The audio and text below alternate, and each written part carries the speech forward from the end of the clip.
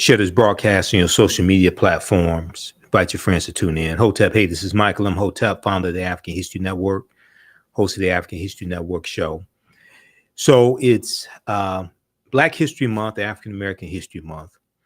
And I wanted to talk about a topic that ties into this year's annual theme for Black History Month, which is Black resistance and Black resistance movements.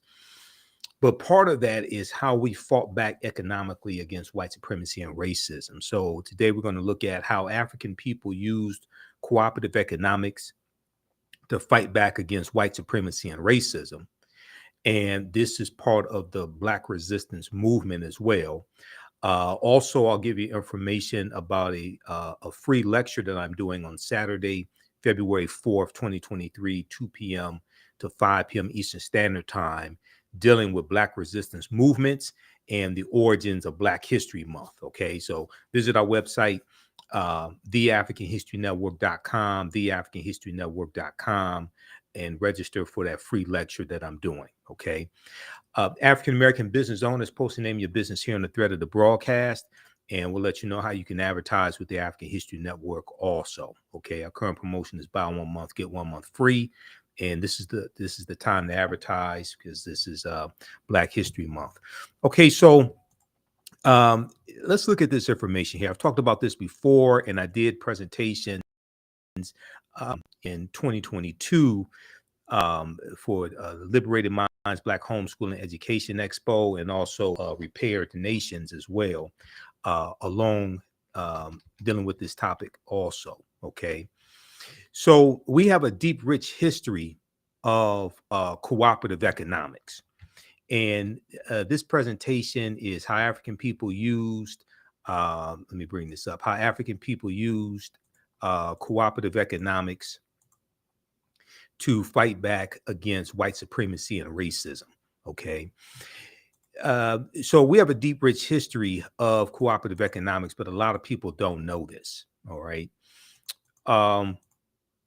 So what are co-ops? What are co-ops? The Black cooperative movement has always been parallel to the Black liberation and civil rights movements. We've mostly heard about the political side of the movement, but you can't name a major political leader that did not point to cooperatives as a pathway to freedom, said Dr. Jessica Gordon Nemhard, who's the author of the book Collective Courage, which deals with the history of African American cooperatives. Now, I first found out about her in this article from 2014 from newsone.com called Stop Saying Black People Don't Support Each Other Economically. Stop saying Black people don't support each other economically.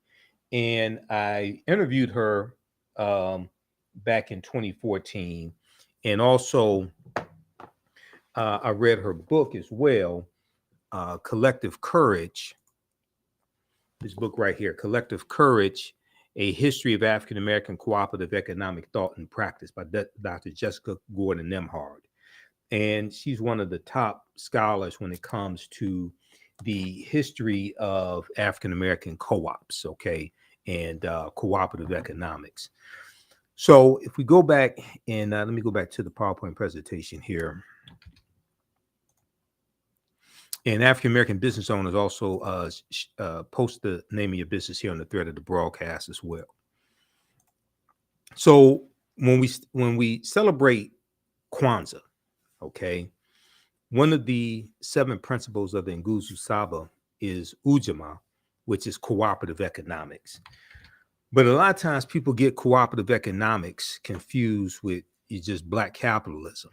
Okay, or white capitalism dressed up in red, black, and green, and that gets passed off as cooperative economics. So when we look at the 4th principle of Kwanzaa, which is Ujamaa, to build and maintain our own stores, shops, and other businesses, and to profit from them together, to build and maintain our own stores, shops, and businesses, and to profit from them together. Now, Dr. W.B. Du Bois, speaking about economics when it comes to African Americans. He said that there exists today a chance for Blacks to organize a cooperative state within their own group. There exists today a chance for Blacks to organize a cooperative state within their own group by letting Negro farmers feed Negro artisans and Negro technicians guide Black home industries, and Black thinkers plan this integration of cooperation, while Black artists dramatize and beautify the struggle. Economic independence can be achieved. To doubt that this is possible is to doubt the essential humanity and the equality of brains of Black people. Now, there was a good article from abcnews.com that talked about mutual aid networks find roots in communities of color. So we're going to see that one of the types of cooperatives that we had were the mutual aid societies, and these are going to be some of the first types of co-ops that we had, the mutual aid societies. Amid the unfolding disaster of COVID-19, have been moments of generosity, whether it's people pulling together, support for college students who've been tossed out of college dorms, or collective money to help restaurant workers, street vendors, and movie theater employees pay for their medicine, groceries, and rent.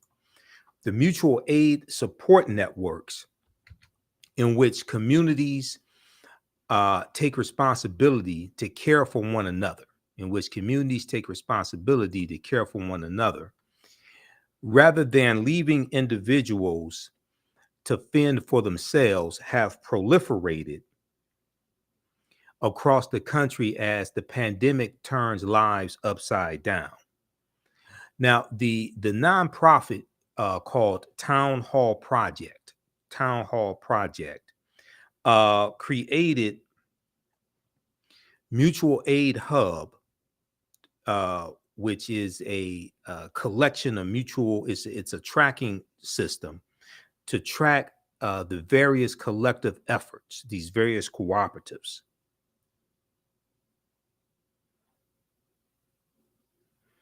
All right. So they created a mutual aid hub to track all the various collective efforts when the coronavirus began its rapid global spread in March of 2020.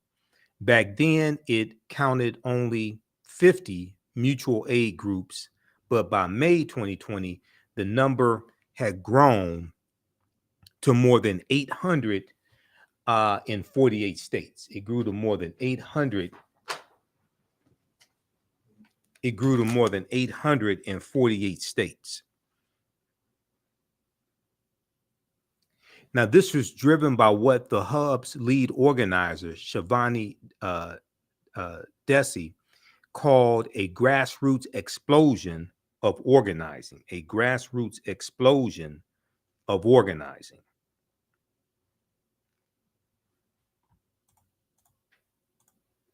Now, while these informal networks have sprouted up in response to the coronavirus pandemic, mutual aid organizers and scholars say they have existed long before then. So this taps into our history of cooperative economics, how we were able to fight back against white supremacy and racism, how we were able to survive, okay? And a lot of times, either we think we don't have a history of economics, economic empowerment, or anything like that, or we'll focus in on white capitalism, but not deal with the co-ops. And these were principles that we brought with us from Africa, Okay, the concept of the cooperatives, these are principles that we brought with us from Africa. Okay, now while these informal networks have sprouted up in response to the pandemic, mutual aid organizers and scholars say they have existed long before then. Few people are aware of their deep roots in communities of color where such networks have been built for centuries. Now, the concept of cooperating and pooling resources within a community is rooted in communities of color, said Margot Dalal, executive director of Detroit Community Wealth Fund, and an Indian American woman. Now, Dr. Jessica Gordon Nimhard, author of the book Collective Courage, that I just showed you right here, this book here, Collective Courage, A History of African American Cooperative Economic Thought and Practice. Okay, author of this book. Dr. Jessica Gordon Nimhard said Black mutual aid societies date back to the 1700s. Okay, now this is during slavery here in the US. Free African Americans pooled resources to buy farms and land, care for widows and children, and bury their dead. Many started credit unions when banks would not serve them. Sociologist and civil rights leader Dr. W.B. Du Bois wrote about enslaved African Americans pooling money together to buy each other's freedom. So we have these examples throughout history, okay? And in the free lecture that I'm doing, the Black History Month lecture that I'm doing on Saturday, February 4th, 2023, you can register for it at our website, TheAFricanHistoryNetwork.com, dealing with Black resistance movements. We're going to talk about some of this history of Black resistance movements, as well as economic empowerment as well among our people, also as a way to fight back against white supremacy and as a form of Black resistance as well. Okay, how's everybody doing today? Give us a thumbs up, give us a heart, give us a like on this broadcast. And African American business owners, post the name of your business here on the thread of the broadcast. We'll let you know how you can advertise with the African History Network. And our current promotion we have going on for a few more days is buy 1 month, get 1 month free. We'll give you information about that. So we were pulling our money together to buy farms, but also to buy loved ones, buy each other out of slavery. Now, the African Union Society in Rhode Island was established in 1780 as the first Black mutual aid society on record, Dr. Jessica Gordon Nimhard said. The second African American cooperative or mutual aid society on record was the Free African Society, founded in Philadelphia in 1787, the Free African Society. And it was founded to provide aid to freed African slaves who were denied resources by white institutions.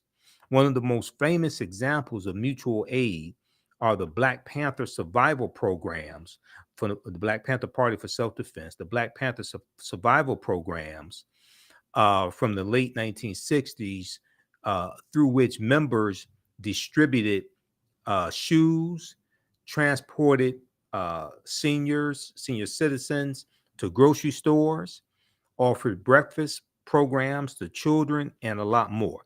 The medical services they provided, sickle cell anemia services, different things like this. The programs that the Black Panther Party had, I really think, are undervalued when we study this history. Okay, we'll focus on the guns and the black berets and the black leather jackets, things like this, but not as much on the programs that they created to meet the needs of the people. That was extremely important.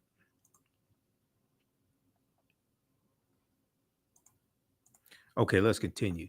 Now, in many major cities, More than half of African Americans were part of at least one mutual aid society by the 1800s.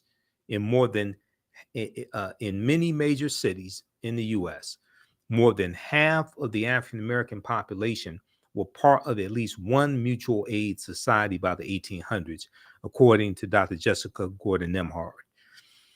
Well over half of the societies she's researched were started and run by African American women who continue to be vital in mutual aid networks. Now, Dr. Jessica Gordon Nemhard said she believes mutual aid is part of the history of all communities, but especially of communities of color, okay, that face obstacles accessing resources. And this is the mutual aid societies are crucial when we study the history of African Americans. Quote, mutual aid and co-ops are a way for groups that have faced discrimination to have some level of economic stability.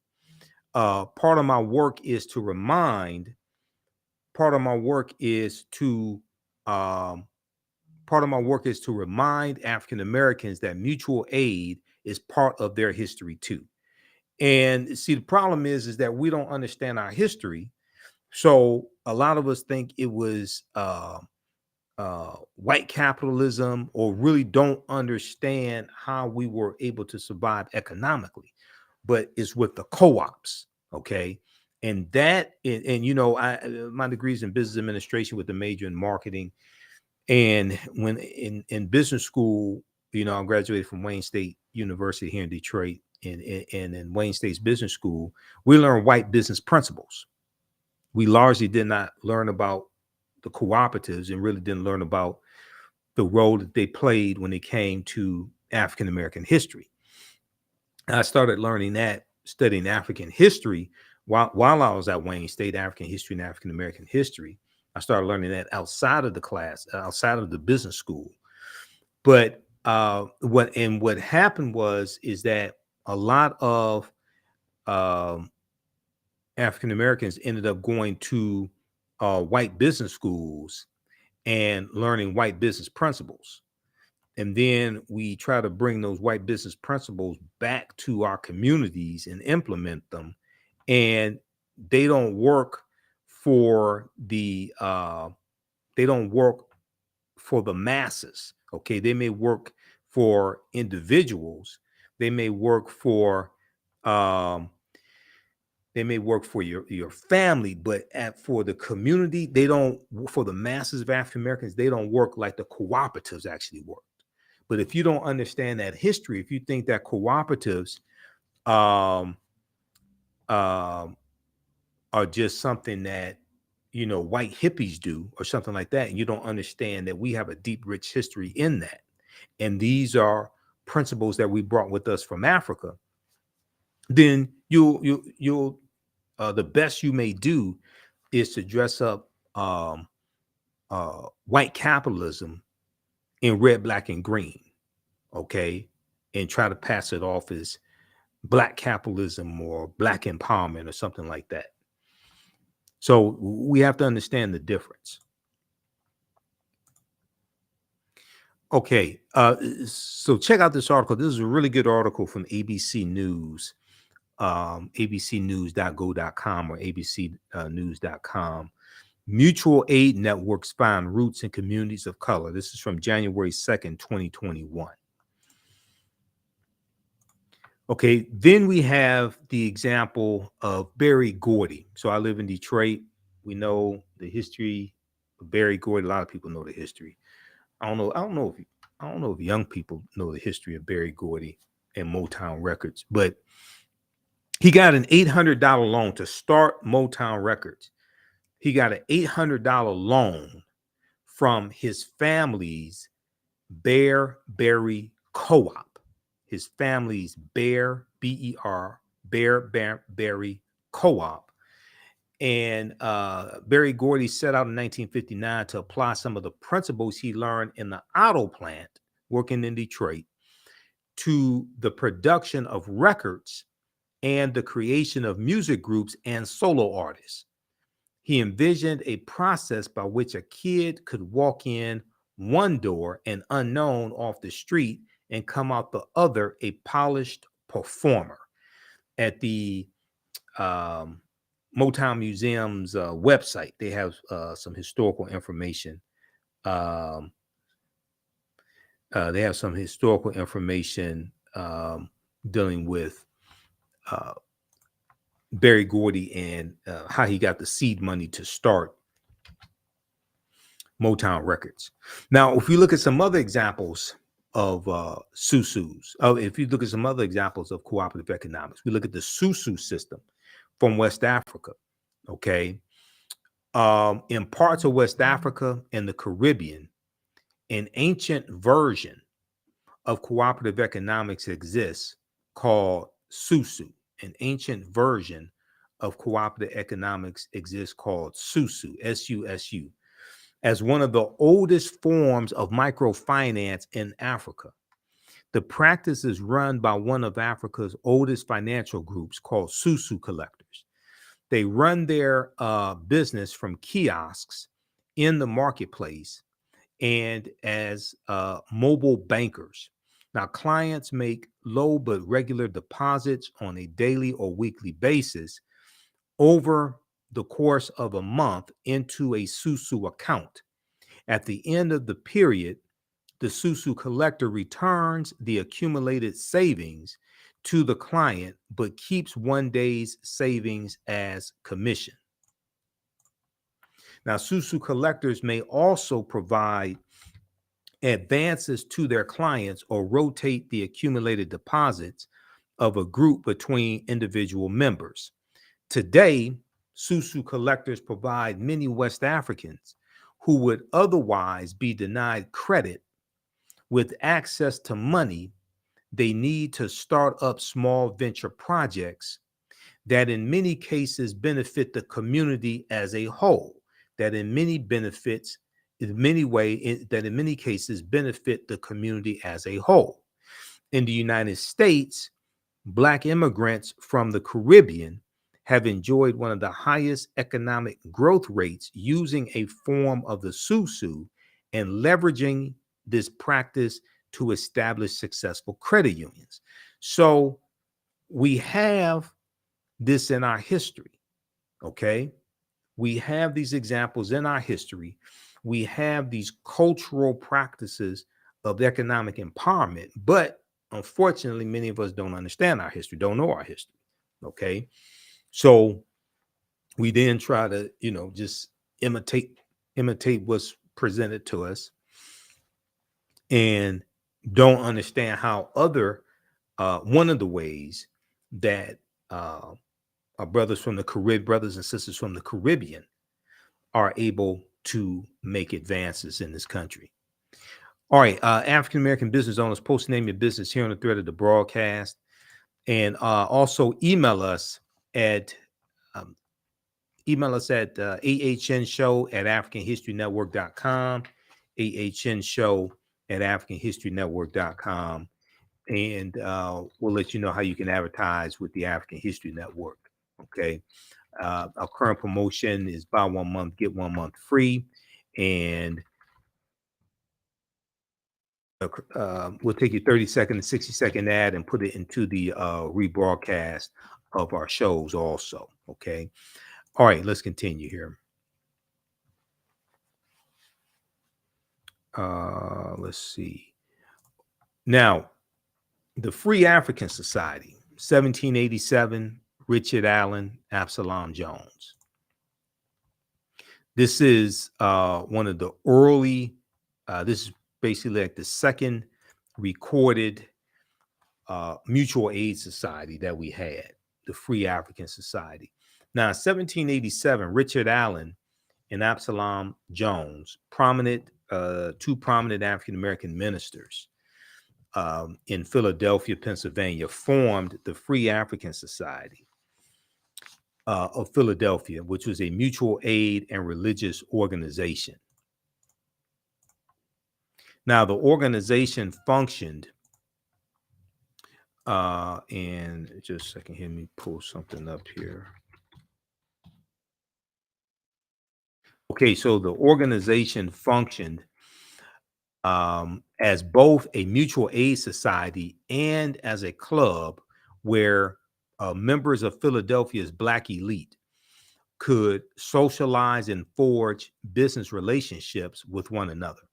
By 1794, the Free African Society had become large enough to accomplish its original goal when members built their own house of worship, which was called St. Thomas African Episcopal Church, St. Thomas African Episcopal Church. Now, we go and we look at the 1700s, right? And in the names of some of our organizations, we have the name African in them, or Africa, Free African Society, African Methodist Episcopal Church, St. Thomas African Episcopal Church, Grand African Lodge, then with the Prince Hall and the Prince Hall Masons. So we had this, we still had a connection to Africa. But as you go into the early 1900s, we start seeing the term colored being used. Okay. You look at, and the term African American, that was first, that dates back to 1782 in Philadelphia, Pennsylvania. The term African American. The term Afro American dates back to the 1830s. Okay, and then we look at 1892. You have the National Afro-American League. Okay, the National Afro-American League, and then you have the 1898. You have the Afro-American Council, founded by T. Thomas Fortune, and Bishop Alexander Walters. Okay, so we're going to see in our history, we're going to see these terms being used, the term African, when we name our organizations, okay? And we're going to see in the early 1900s, the term colored being used also. You may see colored in the late 1800s, but you still see the term Afro being used, like the Baltimore Afro-American newspaper. The Baltimore is created in like about the 1880s or so, black newspaper. All right, now, Free African Society, 1787. Now, in addition to providing assistance to the sick, widowed, and orphaned members of Philadelphia's Black community, the Free African Society also extended its help to the cities at large. It also extended its help to the cities at large. The society's most famous contribution was the help members provided during the yellow fever epidemic in 1793, which killed thousands of Philadelphians. There's a good article from blackpast.org, called Free African Society, that gives you some background history on this mutual aid society. So then we have the Colored Merchants Association. This is one of my favorite co-ops, the Colored Merchants Association. And the Colored Merchants Association was created around 1928. It comes out of the National Negro Business League, created in 1900 by Booker T. Washington. Now, in 1928, the National Negro Business League of Montgomery, Alabama, established the Colored Merchants Association, the CMA, the Colored Merchants Association, which is a cooperative organization of African-American owned grocery stores, a cooperative organization of African-American owned grocery stores. And they're going to grow to have,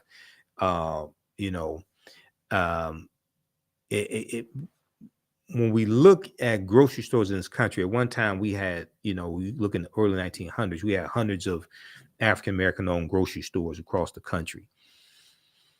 Today, it's probably less than 100. I haven't seen exact numbers, but it's probably less than 100 nationwide that are African American owned. The purpose of the organization was to reduce the operating costs of Black retailers through mutual aid support. Okay. The purpose of the organization was to reduce the operating costs of Black retailers through mutual support, cooperative buying, and collective marketing. So they were pulling their resources together to get economies of scale. They have cooperative buying, collective marketing, and taking out ads in newspapers, things like this, pulling their resources together to market. Um, and they did all this in a harsh market dominated by white-owned chain stores, and they were trying to compete better with the white-owned chain stores. Okay.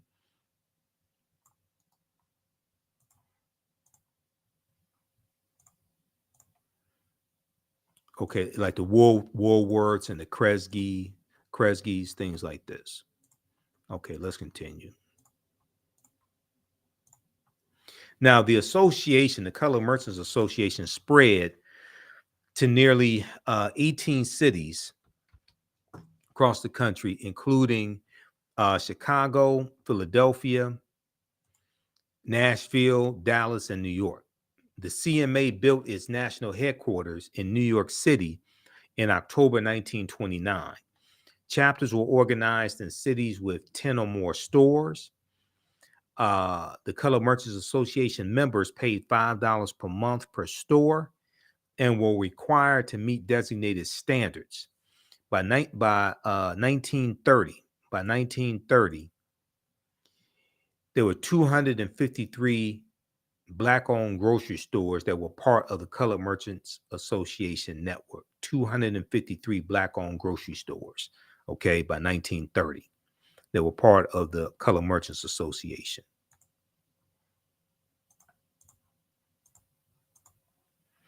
Now, the CMA model was markedly successful. Associated stores reported increases in business and profits. Members received services from the association, such as intensive training in merchandising techniques, sales training, advertising, and management resources, such as market analysis, inventory, and bookkeeping systems, and collection and credit procedures. So you'll have some like Black chambers of commerce, like local Black chambers of commerce. You'll have some that offer different services like this. But here you had where they're doing, they're not just offering services on marketing, etc., but they're also pulling their resources together to buy in bulk, get economies of scale. So they're doing all of this, okay, with the Colored Merchants Association.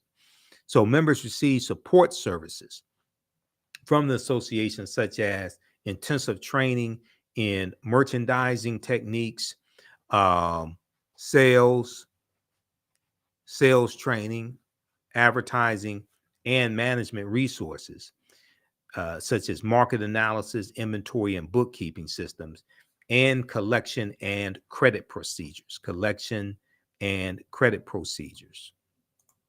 So it's really going through showing them how to own a business. And the reason why this is so important is because a lot of our businesses that we own today, the paperwork is not correct. So they can't qualify for government contracts, city government, things like this. They're and when it comes to getting various types of government aid or loans from the Small Business Association or anything like that, where you need to have your paperwork in order, a lot of them don't have the paperwork in order, so they can't take advantage of opportunities like that.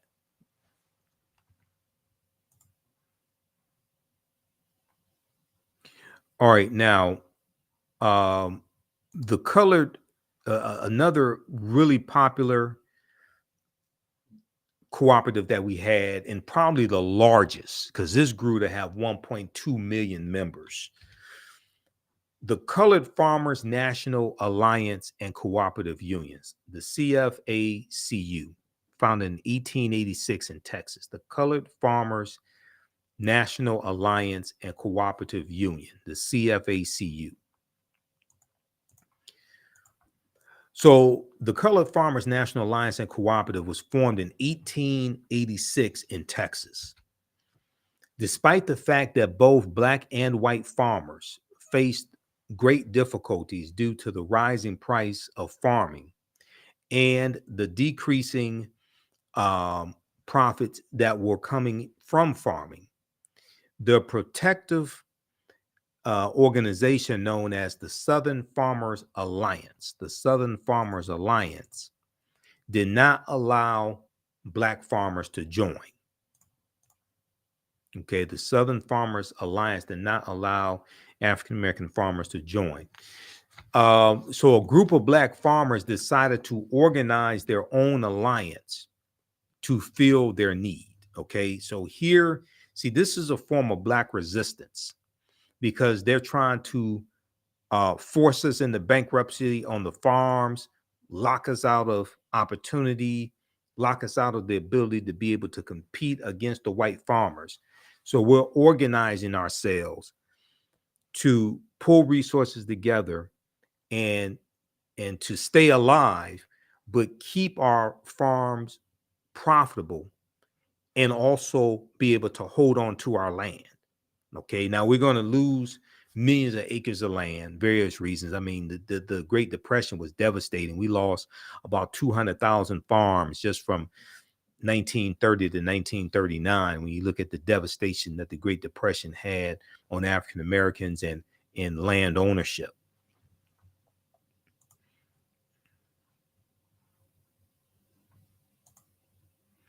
Okay, so the Colored Farmers National Alliance and Cooperative Union operated under fear and harassment by white farmers,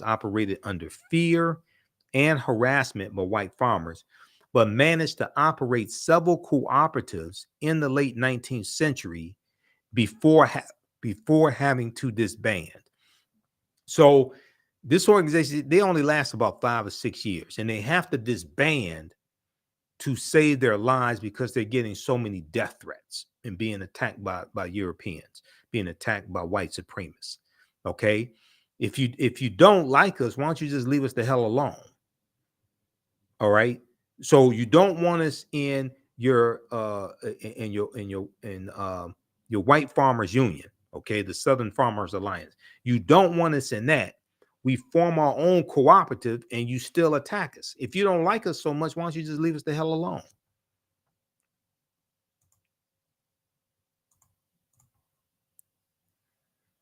So they operated under fear and harassment by white farmers, but managed to operate several cooperatives in the late 19th century before having to disband. Now, we'll come back to this here. So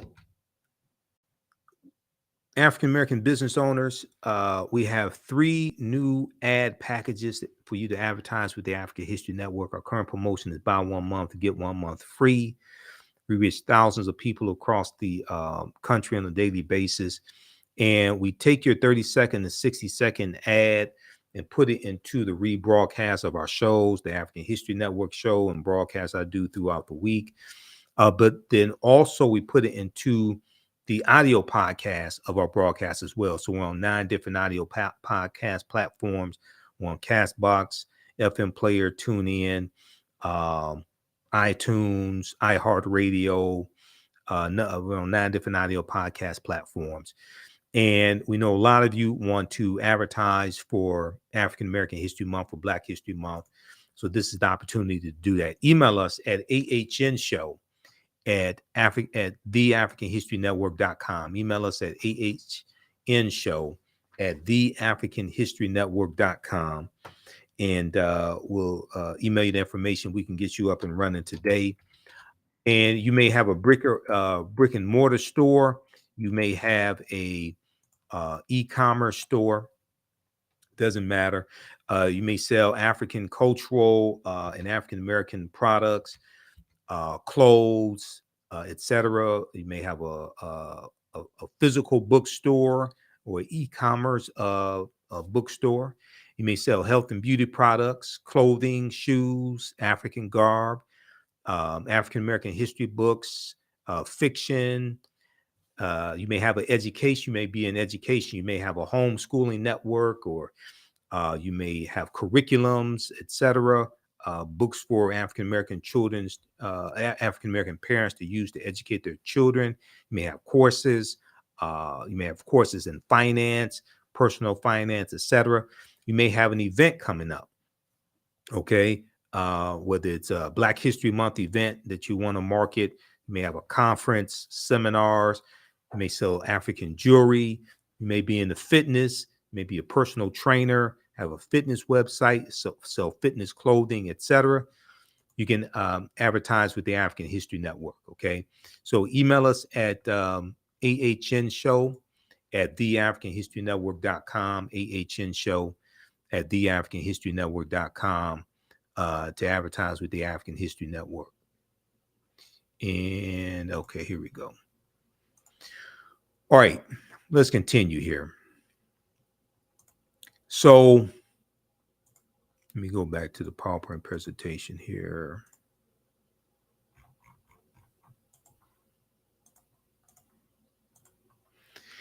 All right, there was a good article from Vice.com, okay, Vice.com, that dealt with how Black co-ops can fight institutional racism, how Black co-ops can fight institutional racism. This is from August 9th, 2016. And in this article, it's a pretty extensive article, but in this article, they interviewed Dr. Jessica Gordon Nimhard also. And a portion of this article, it says, she was asked the question, how do co-ops function in a capitalistic system? How do cooperatives, especially African-American cooperatives, function within a capitalistic system? Now, the Colored Merchants Association, these were Black-owned grocery stores, so they are engaging in capitalism, but they also form cooperatives. All right. So we have to understand how to engage in both. You're dealing with a larger capitalistic system, but we can still form cooperatives where we pull resources together and work together and still engage in a capitalistic system. So we have examples all over the world, and sometimes how that looks is it's a small enterprise that allows smaller individuals to compete. It's a small enterprise that allows smaller individuals to compete. Take a group like Land of Lakes, which is one of the largest agricultural corporations. It is actually a cooperative of dairy farmers that all own Land of Lakes together. It is actually a cooperative of dairy farmers that all own Land of Lakes together equally. And Land of Lakes buys its milk and produces and Land of Lakes buys its milk and produces all of the dairy products. Now, so the co-op has the factories, owns the factories, does all of the production, does all of the marketing, handles the business side. That frees the farmers up to do their dairy farming, knowing that they have a market. Individually, they would not be able to afford a production plant or afford all of the advertising. But owning it all together, the individual farmers can now afford to compete. And the individual farmers, they're competing against the corporate owned farms. Okay. So this is something like what the Colored Merchants Association was doing with African American owned grocery stores and allowing them to survive and allowing them to compete.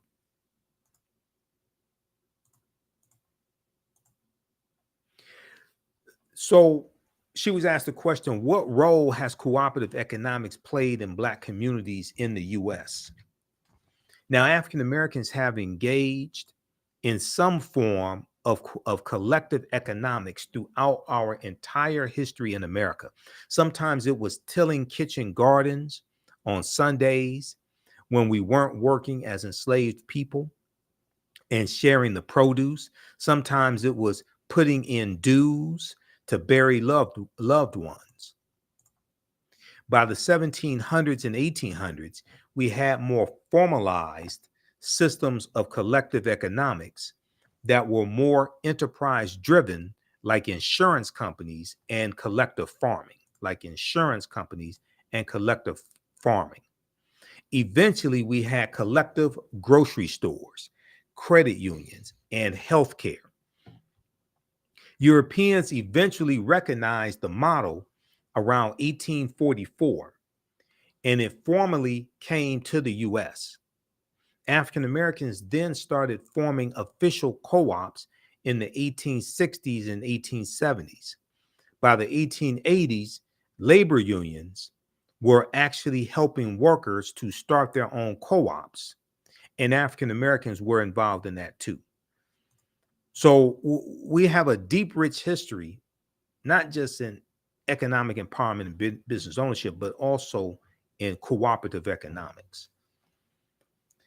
Now, what's the relationship between segregation and cooperative economics? Okay, now one of the things we learn when we study cooperative economics is the stronger co-ops have members who have a strong sense of camaraderie. Stronger co-ops have members who have a strong sense of camaraderie. So how do you find people who already have that feeling and get them to do co-ops? For African Americans, sometimes it was already being involved in church or an activity that made you want to do more for your community. Sometimes it was because they had nothing and they pulled together just to survive. And sometimes they were already politically active, and then they realized being politically active made them economically vulnerable. Okay, so what happens is if you they may get fired from their job for being politically active if they're working for somebody white, or the bank, you may be a farmer and you're politically active, you're African American, and then the white bank calls in the loan on your bank. Okay, and you're going to have instances where we pull resources together to help African American farmers save their farms when their loan gets called in.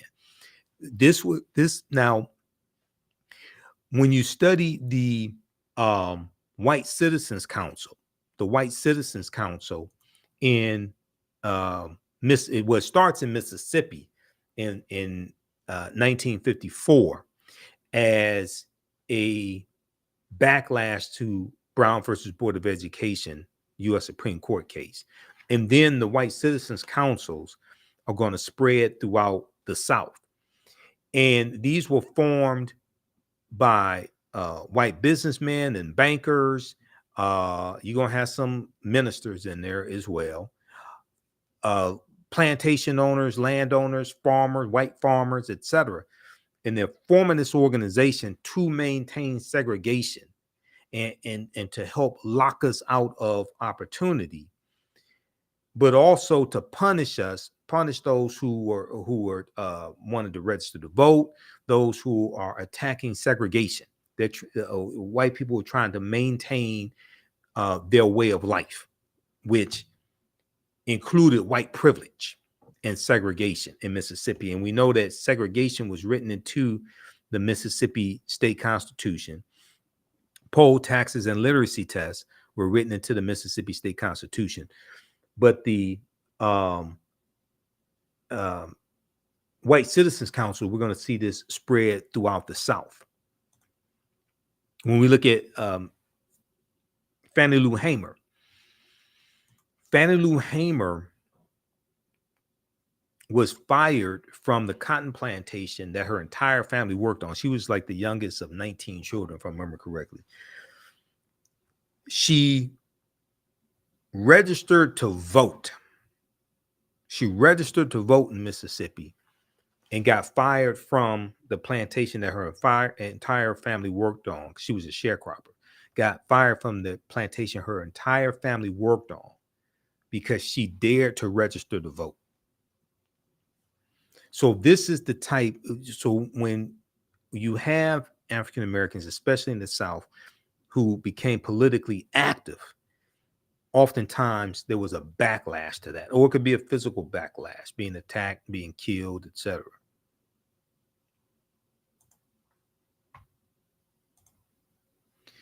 Okay, Dr. W.B. Du Bois said that we need to self-segregate so that we can create this, create that sense of solidarity and use an economic structure that recognizes that sense of solidarity to create economic prosperity for all of us.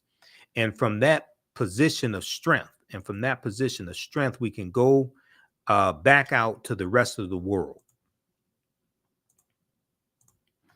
Either integrate if we want to, or at least demand our rights and demand equal footing.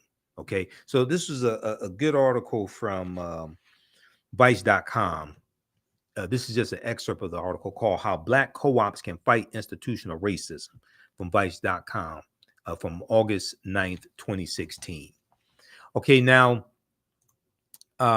Saturday, February 4th, 2023, 2 p.m. to 5 p.m. Eastern Standard Time.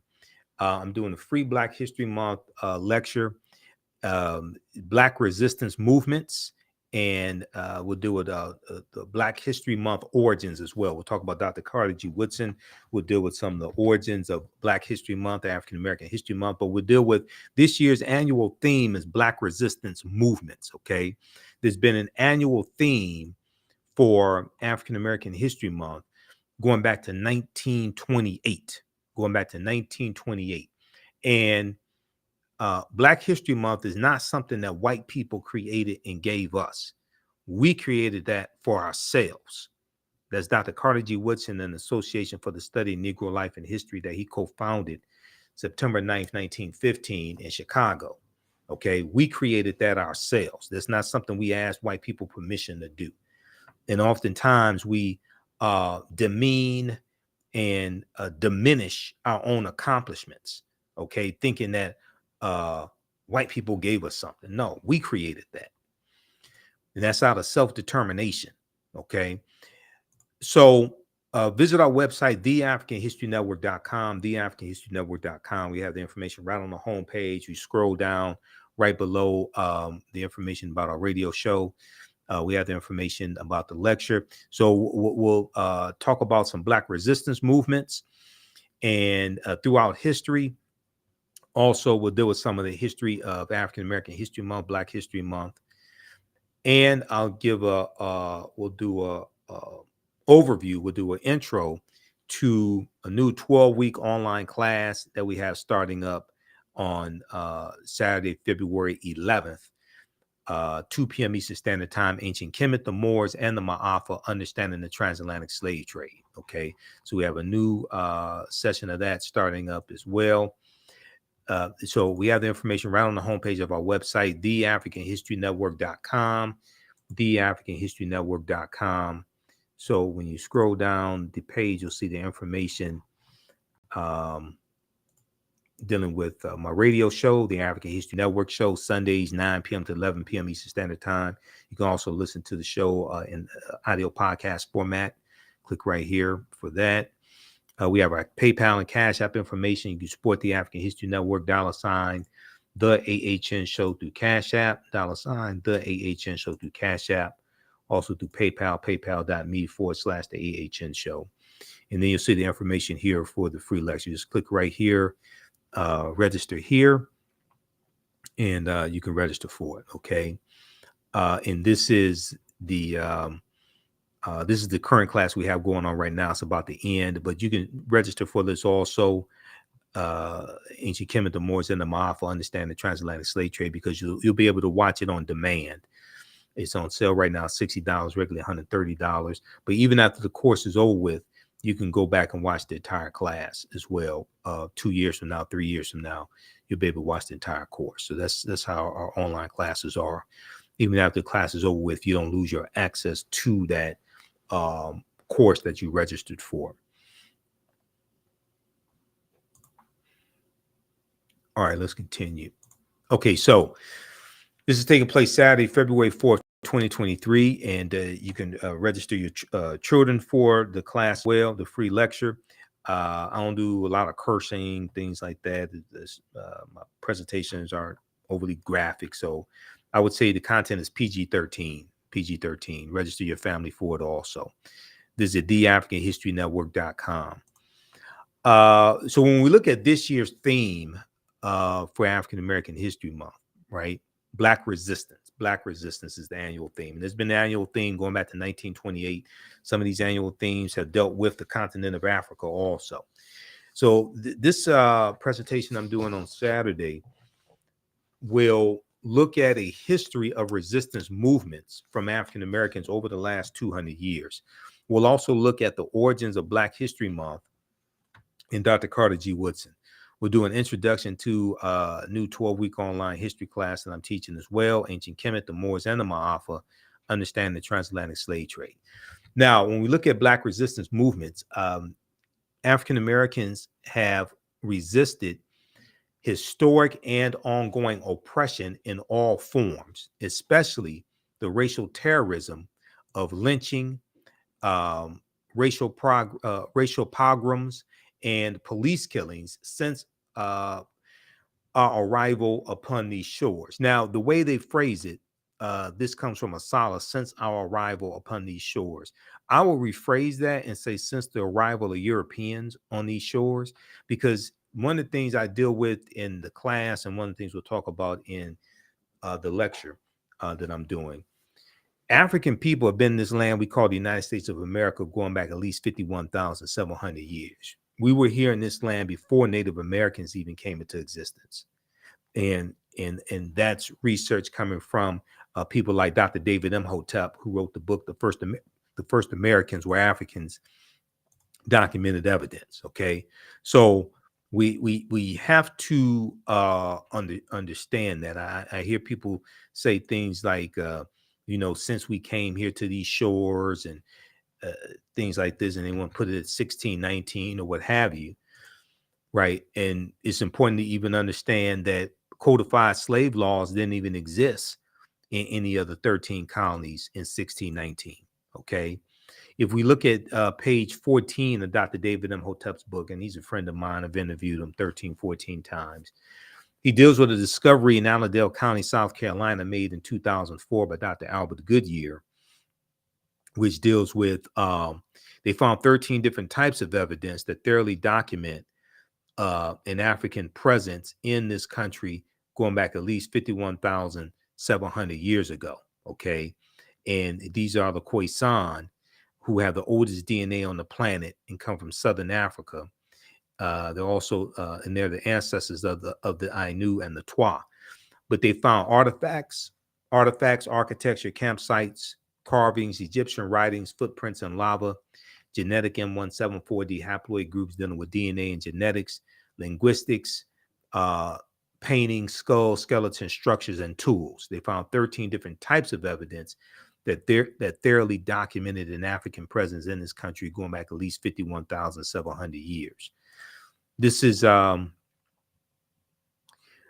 picture of Dr. Albert Goodyear. Now, this is an article from ScienceDaily.com from November 18th, 2004, called "New Evidence Puts Man in North America 50,000 Years Ago." So you can check out that article. But we have to understand that no, we did not first come to this land conquered and shackled in chains, uh, conquered by Europeans and shackled in chains and enslaved. No, no, we were here before Native Americans even came into existence. This was our land stolen from us.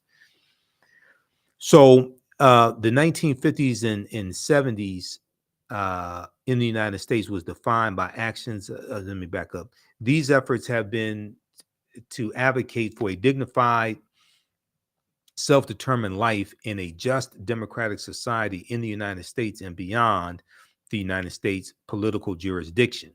Okay. The 1950s and 70s in the United States was defined by actions such as sit-ins, boycotts, walkouts, strikes by African Americans and white allies in the fight for justice against discrimination in all sectors of society, from employment to education to housing, from employment to education to housing, in an effort to live and maintain and protect economic success. Black people have organized, planned violent insurrections against those who enslaved them, such as in Haiti, and armed themselves against murderous white mobs, as seen in Memphis, Tennessee in 1892, Rosewood, Florida, 1923, and New Orleans, 1900. Okay, like the Robert Charles riots in 1900 in New Orleans. And Robert Charles, his brother, he shoots like 27 people, kills a few white police officers. The Robert Charles riots in 1900.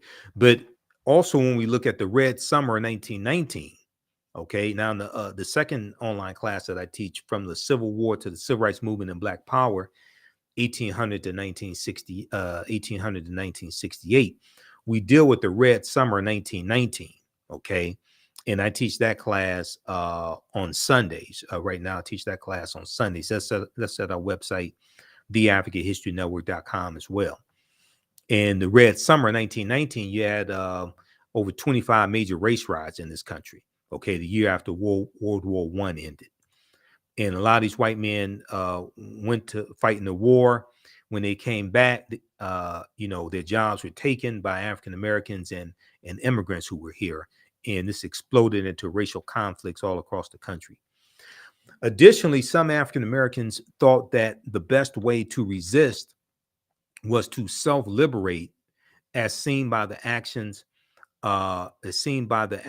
those who left the plantation system of Henry Adams and Benjamin Pap Singleton, when they led a mass exodus westward in 1879, and Bishop Henry McNeill Turner of the African Methodist Episcopal Church, who organized immigration to Liberia.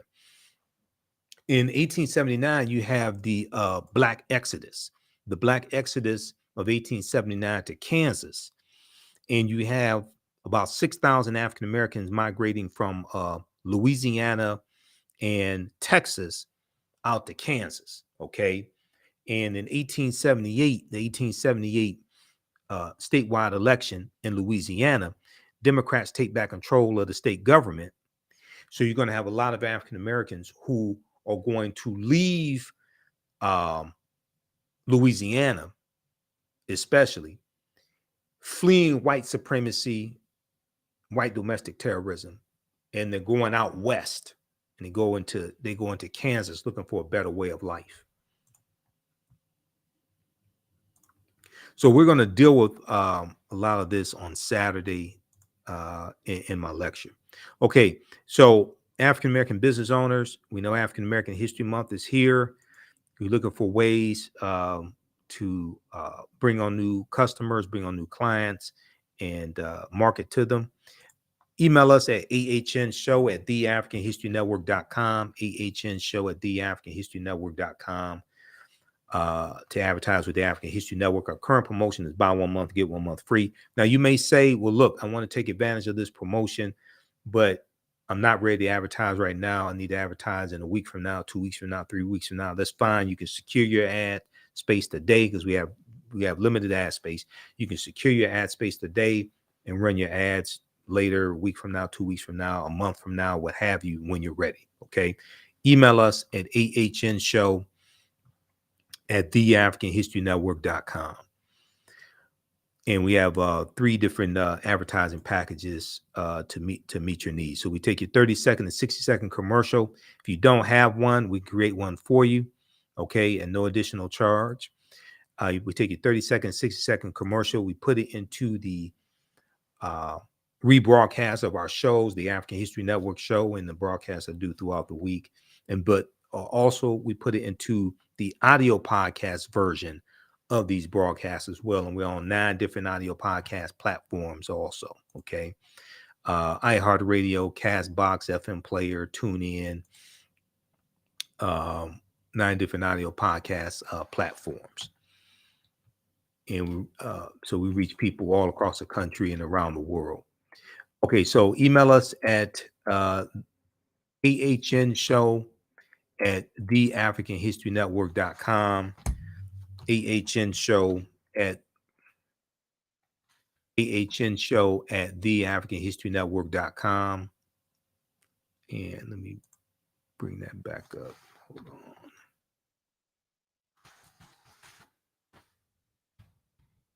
All right. And we'll get you started today.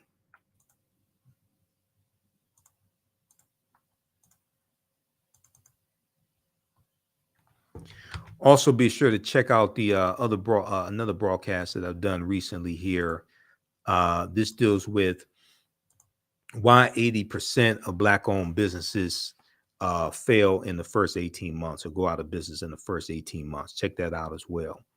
Okay, we have that here on the African History Network, on our Facebook fan page, the African History Network, and our YouTube channel, Michael Imhotep, IMHOTEP. If you like this type of information, give us a thumbs up, give us a heart, give us a like on this broadcast. Also, you can support the African History Network, $ the AHN Show through Cash App, $ the AHN Show through Cash App, also through PayPal, paypal.me/the AHN Show. And be sure to register for the free online lecture that I'm doing Saturday, February 4th, 2023, 2 p.m. Eastern Standard Time, dealing with Black resistance movements. And Black resistance is the national annual theme for Black History Month 2023. We'll deal with Black resistance movements. We'll deal with the origins of Black History Month. And I'll give a overview of my new online class as well, 12-week online course, Ancient Kemet, the Moors, and the Ma'afa, Understand the Transatlantic Slave Trade, what they didn't teach you in school. Okay. All right. So thanks for tuning in. Follow us here on Facebook and YouTube. Turn on live notifications so you know when we go live. Remember, right now it's correct wrong behavior. It's not over till we win. Wakanda forever. And we'll talk to you next time. Peace.